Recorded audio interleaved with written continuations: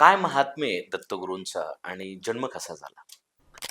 दत्तगुरूंचा जन्म म्हणजे सगळ्यात आपण बऱ्याचदा ऐकिवातल्या आपल्या कथा फार आहेत, की जे जन्माच्या जन्म मृत्यूच्या सगळ्या कल्पनांच्या पलीकडे आहेत.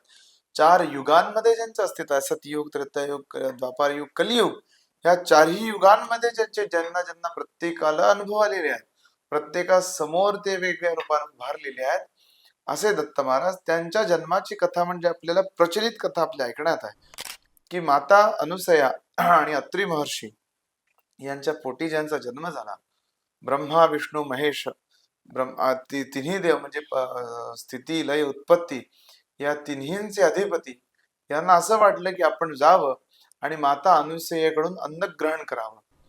ते अन्न ग्रहण करत असताना माता जेव्हा समोर आल्या तेव्हा मातेंना विनंती यांनी केली की आपण मातृभावानं ते आमच्या समोर द्यावं.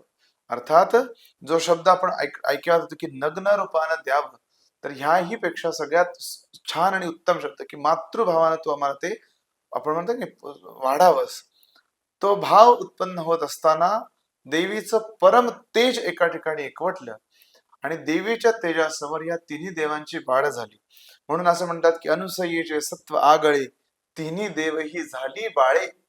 अनुसयाचं इतकं सत्व की त्या सत्वापुढे ही तिन्ही देव बाळ झाली. या तिन्ही बालकांना तिनं आपलं स्तनपान केलं आणि ह्याच 3 विभूतींमधून उत्पन्न झालेला अवतार म्हणजे साक्षात त्रिगुणात्मक त्रय मूर्ती दत्त महाराज.